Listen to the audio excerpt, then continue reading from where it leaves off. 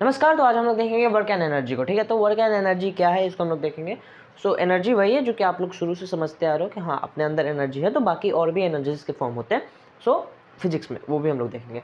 उसके बाद जो वर्क आता है हमारा, तो हम लोग समझते हैं कि जो काम है, जो आप लोग समझ रहे हो शुरू से, जो बचपन से देखते आ रहे हो कि काम काम काम, वर्क वर्क वर्क, तो वो वाला यहाँ पे नहीं है। ठीक है, फिजिक्स उसको थोड़ा अलग तरीके से डिफाइन करता है। फॉर एग्जाम्पल, जैसे कि आप लोग समझते हो कि आपने आज बहुत पढ़ाई किया या फिर आज आपने बहुत काम वाम किया, तो आपको लगा कि आपने बहुत काम किया, बहुत वर्क किया है। बहुत पढ़ाई किया है तो बहुत काम किया है, बहुत वर्क किया है। थोड़ा आप मान लो अपने घर का झाड़ू पोछा कर दिया तो आपने बहुत काम किया है, बहुत वर्क किया। बट एक्चुअल में अगर फिजिक्स के टर्म से देखो तो आपने कुछ वर्क नहीं किया। क्यों? क्योंकि फिजिक्स कहता है कि किसी भी ऑब्जेक्ट, कोई भी ऑब्जेक्ट तभी वर्क करता है जब उसके ऊपर एक फोर्स लगता है और वो ऑब्जेक्ट डिस्प्लेस करता है। फिजिक्स के टर्म में वही वर्क है। इसी के लिए फिजिक्स ने बोला है कि when a force acts on an object moves, we say that force has done work on object। ठीक है, तो फिजिक्स क्या कहता है कि अगर कोई फोर्स लगा है किसी ऑब्जेक्ट पे, ठीक है, कोई फोर्स मान लो मैंने ऑब्जेक्ट पे लगाया या फिर किसी ने फोर्स लगाया किसी ऑब्जेक्ट पे और उस ऑब्जेक्ट ने मूव किया, तो हम लोग उस सेंस में कहेंगे कि हाँ ऑब्जेक्ट ने, फोर्स ने ऑब्जेक्ट के ऊपर वर्क किया। ठीक है, फोर्स ने ऑब्जेक्ट के ऊपर वर्क किया। लेकिन ये फिजिक्स का चीज़ है। हम लोग खुद समझते हैं कि हमने बहुत पढ़ लिया, हमने बहुत काम कर लिया तो हमने वर्क किया। फिजिक्स उसे नहीं मानता। फिजिक्स समझता है कि जब तक फोर्स लगाया नहीं और ऑब्जेक्ट ने डिस्प्लेसमेंट किया नहीं, ऑब्जेक्ट थोड़ा आगे मूव किया नहीं, तब तक वर्क डन नहीं कहलाएगा, तब तक वर्क डन नहीं कहलाएगा। तो वर्क डन हम लोग पता कैसे करें? ठीक है, तो वर्क डन हम लोग निकाले कैसे? इसी के लिए वर्क डन को बोला गया है। वर्क डन को निकालने के लिए इसी डेफिनेशन की वजह से कि force has done work on object, when an force acts on object and object moves, तो force has done work on object। इसी डेफिनेशन का यूज करते हुए हम लोग वर्क डन का फॉर्मूला निकालते हैं। क्या है फॉर्मूला? कि work done by a force acting on an object is product of force and displacement of object.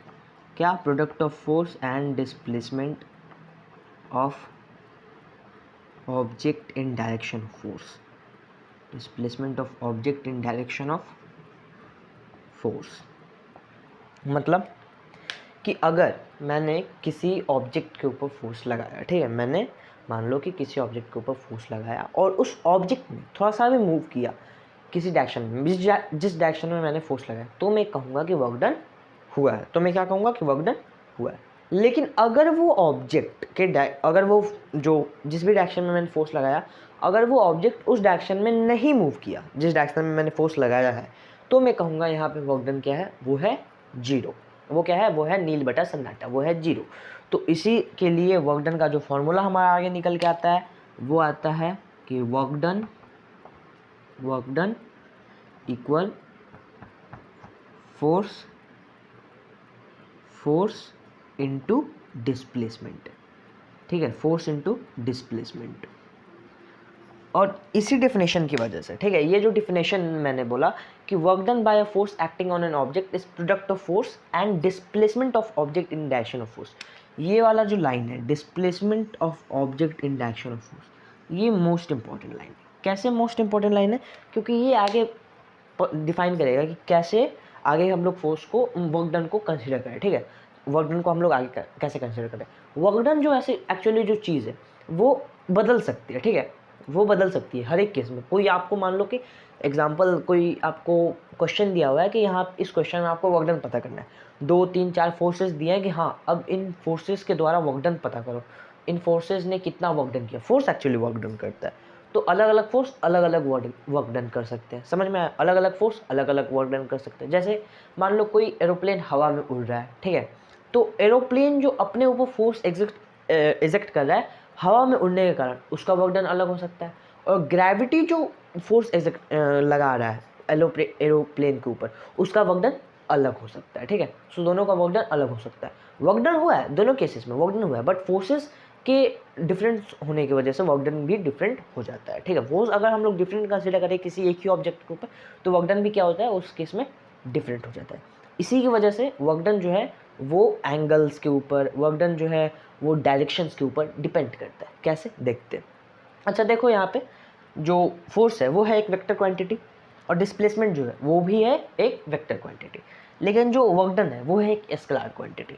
वो क्या है? वो है एक स्केलर क्वांटिटी। अब ये स्केलर क्वांटिटी क्या है, क्यों है? सो इसका जो थोड़ा और आगे की बातें हैं ये अभी हमें नहीं मिलेंगी, तो अभी हमें इसको नहीं पढ़ने की जरूरत है। ये वेक्टर क्वांटिटी है और ये भी वेक्टर क्वांटिटी है और ये स्केलर कैसे बन गया, सो ये सारी चीज़ें हमें आगे मिलेंगी जब हम लोग उसके बारे में पढ़ेंगे वेक्टर और स्केलर्स के बारे में, तब हमें इसके बारे में पता चलेगा कि वेक्टर और वेक्टर का इनटू हमें स्केलर क्यों मिला। ठीक है, उस समय हमें पता चलेगा। अभी हम लोग देखेंगे कि पहले हम लोग इसका जान लें कि वर्क डन का जो हमारा ऐसा यूनिट है वो क्या है, उसके बाद हम लोग देखेंगे कि वर्क डन डायरेक्शंस के ऊपर कैसे डिपेंडेड है। जो अभी मैंने बोला डायरेक्शन के ऊपर डिपेंड कर रहा है वर्क डन, और फिर ये एंगल्स के ऊपर कि एंगल बदल रहे हैं तो डायरेक्शन बदल रहे हैं, फोर्स बदल रहा है तो वर्क डन चेंज हो रहा है, वो कैसे, वो पहले हम लोग देख लें। तो वर्क डन का जो यूनिट बात करें, यूनिट तो फोर्स का यूनिट है न्यूटन, आप लोग को पता ही है। फोर्स का क्या यूनिट है? न्यूटन। और डिस्प्लेसमेंट का यूनिट मीटर। सो इससे आपका निकल के आता है वर्क डन का यूनिट न्यूटन मीटर। क्या निकल के आता है? न्यूटन मीटर, जिसको कि हम लोग जूल बोल देते हैं। क्या बोल देते हैं? जूल। जूल क्यों बोल देते हैं? क्योंकि इसे पता करने वाले साइंटिस्ट का नाम था जूल, उनका टाइटल था जूल, लास्ट में सरनेम था जूल, हमने बोल दिया जूल। सिंपल सी बात है, कोई प्रॉब्लम नहीं, कोई प्रॉब्लम नहीं, सिंपल। आगे देखते हैं। अगर 1 न्यूटन का फोर्स लगा है किसी ऑब्जेक्ट के ऊपर और उसने 1 मीटर का डिस्प्लेसमेंट किया, ऑब्वियस सी बात है, 1 मीटर का डिस्प्लेसमेंट किया है, 1 न्यूटन का फोर्स लगा है, तो हम लोग बोलेंगे उसने 1 जूल का वर्क डन किया है। कितना? 1 जूल का वर्क डन किया है। सिंपल है। आगे देखते हैं। अच्छा, इससे कुछ याद आ रहा है? जूल, जूल ही ऐसा यूनिट होता है एनर्जी का। याद आया? जूल ही ऐसा यूनिट होता है एनर्जी का। क्यों होता है? क्योंकि वर्क डन और एनर्जी दोनों रिलेटेड है, दोनों रिलेटेड है। ठीक है। सो वर्क डन अभी पहले हम लोग देख लेते हैं कि डायरेक्शंस के ऊपर कैसे डिपेंडेंट है। सो वर्क डन में है ये चीज़, पहले इसे मिटा देने दो। तो वर्क डन में ये चीज़ है कि अगर वर्क डन अगर फोर्स के डायरेक्शन में है तो वर्क डन पॉजिटिव होता है। अगर फोर्स के डायरेक्शन में नहीं है, फोर्स के अपोजिट डायरेक्शन में है, ठीक है, फोर्स मान लो कि राइट में लग रहा है और डिस्प्लेसमेंट लेफ्ट में हो रहा है, तो जो वर्क डन होता है वो नेगेटिव होता है। पहले वाले केस में क्या था कि फोर्स राइट वाले डायरेक्शन में और डिस्प्लेसमेंट भी राइट वाले डायरेक्शन में, तो work done positive. Force right वाले में, डिस्प्लेसमेंट लेफ्ट वाले डायरेक्शन में, मतलब अपोजिट डायरेक्शंस हो गए, तो उस वाले केस में क्या है? वर्क डन नेगेटिव हो जाता है। अगर फोर्स परपेंडिकुलर है, क्या फोर्स अगर परपेंडिकुलर है, परपेंडिकुलर मतलब कि फोर्स मान लो कि परपेंडिकुलर लग रहा है, ठीक है, पर अगर परपेंडिकुलर दोनों फोर्स और डिस्प्लेसमेंट हो रहा है, जैसे डिस्प्लेसमेंट इस डायरेक्शन में हो रहा है ये राइट वाले डायरेक्शन में, और जो फोर्स लग रहा है वो नीचे की तरफ लग रहा है, अप साइड या डाउन साइड लग रहा है या फिर अप साइड लग रहा है, ठीक है, ऊपर की तरफ अप या फिर डाउन, अप या फिर डाउन लग रहा है, तो उस केस में क्या हो गया? वो परपेंडिकुलर फॉर्म कर देता है। उस केस में वर्क डन क्या कहलाता है? उस केस में वर्क डन होता है जीरो, नील बटा सन्नाटा। वर्क डन होता है जीरो। कैसे? देखो पहले। तो सपोज करो कि यहाँ पे कोई ऑब्जेक्ट है, ठीक है, यहाँ पे कोई ऑब्जेक्ट है, इसके ऊपर मैंने फोर्स लगाया, इसके ऊपर मैंने फोर्स लगाया, डिस्प्लेसमेंट भी इसी डायरेक्शन में होगा। क्या? डिस्प्लेसमेंट भी इसी डायरेक्शन में हुआ, इसी सेम डायरेक्शन। मान लो मैंने इस पे फोर्स लगाया इसी डायरेक्शन में, डिस्प्लेसमेंट भी इसी डायरेक्शन में हुआ, तो फोर्स के ऊपर जो मेरा एंगल था, मैंने इस डायरेक्शन में फोर्स लगाया और डिस्प्लेसमेंट भी इसी डायरेक्शन में हो गया, फोर्स के ऊपर जो मेरा एंगल फॉर्म हुआ, फोर्स और डिस्प्लेसमेंट का जो मेरा एंगल फॉर्म हुआ, वो कितना का था? वो तो 0 डिग्री हो गया ना। फोर्स और डिस्प्लेसमेंट का मेरा जो एंगल है वो क्या हो गया? वो 0 डिग्री का होगा। क्योंकि दोनों एरो जो है वो सेम डायरेक्शन को ही पॉइंट आउट करें। तो मेरा जो वर्क डन का जो एंगल हो गया वो हो गया 0, सॉरी, फोर्स और डिस्प्लेसमेंट का जो एंगल हो गया वो हो गया 0, और वर्क डन यहाँ पे कुछ निकल के आ जाएगा। वो क्या होगा? फोर्स इंटू डिस्प्लेसमेंट दोनों को इंटू कर देंगे तो हमारा वर्क डन निकल के आ जाएगा। अब मैंने यहाँ पे एंगल की बात क्यों की? एंगल का मैंने यहाँ पे बात क्यों किया? ये यहाँ पे पूरा बहुत ही इंपॉर्टेंट रोल रखने वाला है इस पूरे वर्क डन के सिनेरियो में, ठीक है। इंपॉर्टेंट रोल कैसे रखेगा आगे हम लोग देखेंगे। अच्छा, अभी यहाँ पे देखो, वर्क डन यहाँ पे फोर्स इस डायरेक्शन में लगा तो वो डिस्प्लेसमेंट भी इस डायरेक्शन में हो, तो हमने बोल दिया वर्क डन। सपोज कि फोर्स इस डायरेक्शन से लगता, ठीक है, इस डायरेक्शन से फोर्स लगता और डिस्प्लेसमेंट इस डायरेक्शन में होता। फोर्स इस डायरेक्शन से लगता और डिस्प्लेसमेंट इस डायरेक्शन में होता, इस वाले नहीं, इस वाले डायरेक्शन में होता, अपोजिट एकदम होता। जैसे कि यहाँ पे मान लो कोई ऑब्जेक्ट है और फोर्स इस डायरेक्शन में लग रहा है और डिस्प्लेसमेंट इस डायरेक्शन में हो रहा है, उसके अपोजिट हो रहा है, ठीक है। फोर्स इधर से लग रहा है और डिस्प्लेसमेंट इधर से हो रहा है, मतलब इस वाले केस में क्या था, फोर्स इधर लग रहा है और डिस्प्लेसमेंट भी इधर ही हो रहा है। इस वाले केस में एक्चुअली ऑब्जेक्ट जो है वो एक्सेलरेट करेगा, क्यों, क्योंकि जो फोर्स है उसी की तरफ लग रहा है। और इस वाले केस में ऑब्जेक्ट डिएसेलरेट करेगा, क्यों, क्योंकि फोर्स इधर की तरफ लग रहा है, फोर्स इस साइड लग रहा है, इस साइड या फिर उस साइड, और डिस्प्लेसमेंट जो है उसके अपोजिट हो रहा है। तो इसका मतलब कोई ना कोई उधर से भी फोर्स एक्ट कर ही रहा होगा उसको डिस्प्लेसमेंट करवाने के लिए, तो इसकी वजह से डीएक्सेलरेशन होगा।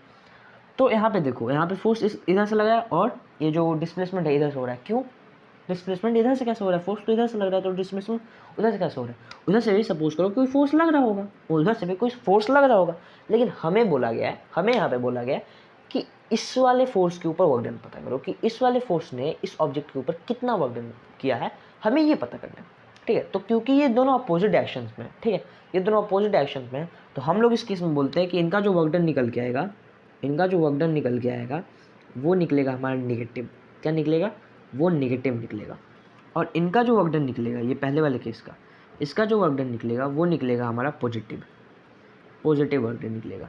इस वाले केस में एंगल क्या था, एंगल था 0। इस वाले केस में जो हमारा एंगल होगा वो होगा 180 डिग्री। ठीक है, देख भी सकते हो कि 180 डिग्री पूरा एकदम अच्छे से फॉर्म करे। इस वाले केस में 180 डिग्री का एंगल होगा और इस वाले केस में 0 एंगल था, क्योंकि दोनों एक ही ऊपर हैं, दोनों एकदम एक दूसरे के ऊपर है। तो इस वाले केस में एंगल जो हो जाएगा 0, इस वाले केस में एंगल 180 डिग्री। अब एक तीसरा केस अज्यूम करते हैं। सपोज करो कोई ऐसे एक ऑब्जेक्ट है, ठीक है, एरोप्लेन है, ऑब्जेक्ट नहीं, एरोप्लेन सही है, एरोप्लेन है ऐसे, सपोज करो है, ठीक है, ये एरोप्लेन हो गया। अभी यहाँ पे पूरा ड्राइंग नहीं बनेगा। तो ये एरोप्लेन है, अब ये क्या कर रहा है, ये इस वाले डायरेक्शन में आराम से ये अपना डिस्प्लेसमेंट कर रहा है, ये इस वाले डायरेक्शन में उड़ रहा है, तो अब उसका डिस्प्लेसमेंट हो रहा है। और जो फोर्स ऑफ ग्रेविटी है वो इसके नीचे की तरफ एक्ट कर रहा है। ठीक है, फोर्स ऑफ ग्रेविटी क्या है, नीचे की तरफ एक्ट कर रहा है। फोर्स ऑफ ग्रेविटी नीचे से इसके ऊपर फोर्स लगा रहा है और ये डिस्प्लेसमेंट डायरेक्शन में कर रहा है। तो हम लोग इस केस में क्या बोलते हैं, इस केस में बोलते हैं कि इस पर जो वर्क डन होगा, इस पर जो वर्क डन होगा वो होगा 0 होगा। और इसका जो अभी देख सकते हो आप लोग, इसका जो एंगल इसके बीच का फॉर्म हुआ वो क्या है, वो है 90 डिग्री। वो क्या है, वो है 90 डिग्री। अब यहाँ पे नेगेटिव, यहाँ पे पॉजिटिव, यहाँ पे 0, ये क्यों हो रहा है, ये क्यों हो रहा है कि यहाँ पे नेगेटिव, यहाँ पे पॉजिटिव। अब यहाँ पे देखो, फोर्स इस डायरेक्शन में लग रहा है, डिस्प्लेसमेंट इस डायरेक्शन में हो रहा है। क्या फोर्स की डायरेक्शन में कोई भी डिस्प्लेसमेंट हो रहा है क्या, अब देखो, फोर्स की डायरेक्शन में कोई डिस्प्लेसमेंट हो रहा है, नहीं हो रहा है। क्या, फोर्स की डायरेक्शन में कोई डिस्प्लेसमेंट हो ही नहीं रहा है, तो हम लोग क्या बोलेंगे यहाँ पे 0 फोर्स की डायरेक्शन में कोई वर्क डन हो ही नहीं रहा है। ठीक है, फोर्स यहाँ पे लग रहा है और डिस्प्लेसमेंट इस डायरेक्शन में हो रहा है, तो फोर्स के डायरेक्शन में कोई डिस्प्लेसमेंट नहीं हो रहा है, तो इसके लिए हम लोग बोल देंगे कि वर्क डन जो है वो 0 हो जाएगा। इस वाले केस में फोर्स इस डायरेक्शन में लग रहा है, फोर्स राइट में लग रहा है और डिस्प्लेसमेंट लेफ्ट में हो रहा है। फोर्स राइट में लग रहा है, डिस्प्लेसमेंट लेफ्ट में हो रहा है, अपोजिट हो रहा है, अपोजिट डिस्प्लेसमेंट हो रहा है। लेकिन अगर फोर्स से खड़ा होकर देखो, अगर फोर्स मान लो यहाँ से हम लोग खड़ा होकर देखेंगे, एक नंबर लाइन को आप लोग अज्यूम कर लो, तो इस वाले के इधर से फोर्स लग रहा है, इधर से डिस्प्लेसमेंट हो रहा है। तो अगर कोई आदमी यहाँ पे खड़ा होकर देखता है कि कौन से डायरेक्शन में, इस इधर से देखा जाए तो किस वाले डायरेक्शन में फोर्स जा रहा है, तो यहाँ से नेगेटिव दिखाई देगा। क्या दिखाई देगा, नेगेटिव। इधर से भी देखो तो भी नेगेटिव, इधर से भी देखो तो भी नेगेटिव दिखाई देगा। और इस वाले केस में एकदम सही सी बात है, पॉजिटिव दिखाई देगा। इस वाले केस में पॉजिटिव दिखाई देगा। इसका एग्जाम्पल आप लोग उठा सकते हो एरोप्लेन का, जैसे कि यहाँ पे एरोप्लेन कंसिडर किया, यहाँ पे आप लोग उठा सकते हो इसका एग्जाम्पल कि कोई सपोज करो कोई ऑब्जेक्ट है, उसको आप मूव करवा रहे हो, ठीक है, उसको आप मूव कर रहे हो, पीछे उधर से कोई दूसरा आदमी भी उसको धक्का दे रहा है, तो उस वाले केस में क्या है, उस वाले केस में वो धीरे धीरे करके एक बार में रुक जाएगा। ठीक है, वो क्या करेगा, धीरे धीरे रुक जाएगा। या फिर एक और एक चीज़ कि आप मान लो कि किसी आप ऑब्जेक्ट को आपने हवा में फेंका, ठीक है, आपने उसके ऊपर क्या फोर्स ऊपर की साइड लगाया, आपने उसको हवा में फेंका, उसके ऊपर क्या हो रहा है, वो तो ऊपर की तरफ डिस्प्लेस कर रहा है, लेकिन जो फोर्स ऑफ ग्रेविटी है वो कहाँ पे फोर्स लगा रही है, वो नीचे की तरफ फोर्स लगा रही है। लेकिन आपने उसको ऊपर की तरफ एक्सेलरेट करवाने के लिए एक फोर्स पहले से दिया, लेकिन उस फोर्स के ऊपर वर्क डन नहीं पूछ रहा है, ये वर्क डन पूछ रहा है इस वाले ग्रेविटी वाले फोर्स के ऊपर वर्क डन पूछ रहा है, तो वो तो नेगेटिव में आ जाएगा। वो क्या आ जाएगा, वो नेगेटिव में आएगा। एंगल 180 डिग्री, एंगल 180 डिग्री और वर्क डन यहाँ पे नेगेटिव, यहाँ पे पॉजिटिव, यहाँ पे एंगल 0 है, यहाँ पे एंगल 90 डिग्री।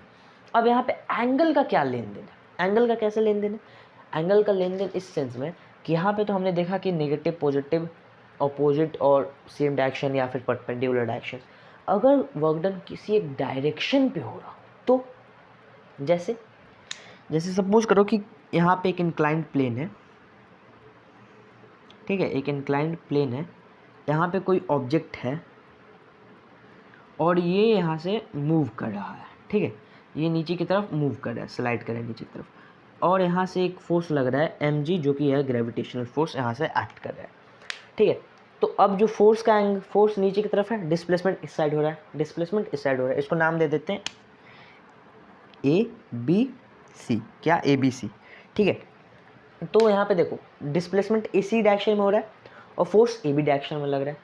तो अगर यहाँ पे पूछा जाए कि यहाँ पे डिस्प्लेसमेंट, यहाँ पे जो वर्क डन है वो क्या हो रहा है, तो यहाँ पे आप लोग देख सकते हैं यहाँ पे एक एंगल फॉर्म हो रहा है, ये देख रहे हैं एक एंगल फॉर्म हो रहा है इन दोनों के बीच में, ये जो है एक एंगल फॉर्म हो रहा है, ये वाला जो ये एंगल है इन दोनों के बीच में, यहाँ से अगर देख लो सही से एक्यूरेट, तो ये वाला एंगल फॉर्म हो रहा है, जो कि यहाँ से छोड़ दो,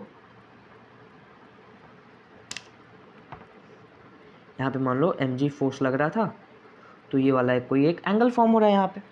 अभी यहाँ पे अगर पूछा जाए कि वर्क डन निकालो, तो अब आप यहाँ पे कैसे निकालोगे वर्क डन?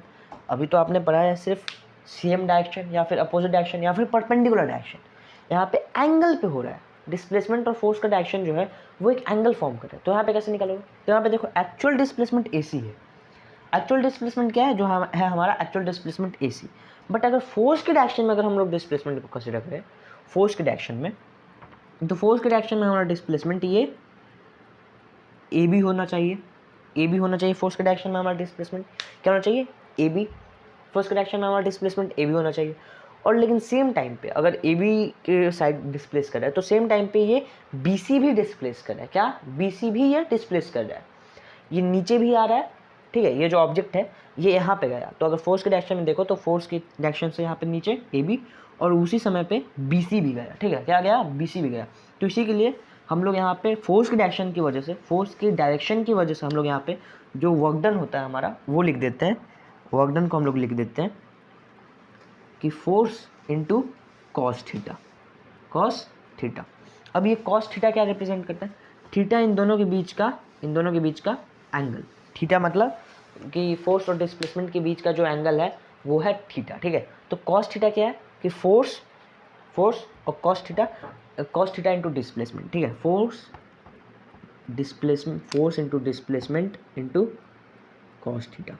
ये क्या है, ये है कि फोर्स के और डिस्प्लेसमेंट के बीच का जो एंगल हो रहा है, ठीक है, उसका कॉस थीटा। तो उससे हमें यहाँ का ये निकल जाएगा कि कितना वर्क डन हो रहा है, क्योंकि अभी हमें फोर्स के डायरेक्शन में वर्क डन निकालना है, ठीक है, फोर्स के डायरेक्शन में हमें वर्क डन निकालना है, ना ही कि जो एक्चुअल डिस्प्लेसमेंट हुआ है उसमें हमें नहीं पता करना है, जो फोर्स के डायरेक्शन में जो डिस्प्लेसमेंट हुआ है उस पर कितना वर्क डन हुआ है वो हमें पता करना है। इसके लिए हम लोग ये फॉर्मूला यूज़ करते हैं। अब इसका जो आगे का डेरिवेशन है वो आपको हायर स्टैंडर्ड्स में, हायर क्लासेस में मिल जाएंगे। कॉस थीटा अलग अलग चीज़ों पर अलग अलग इसका वैल्यू हो जाता है, जैसे कॉस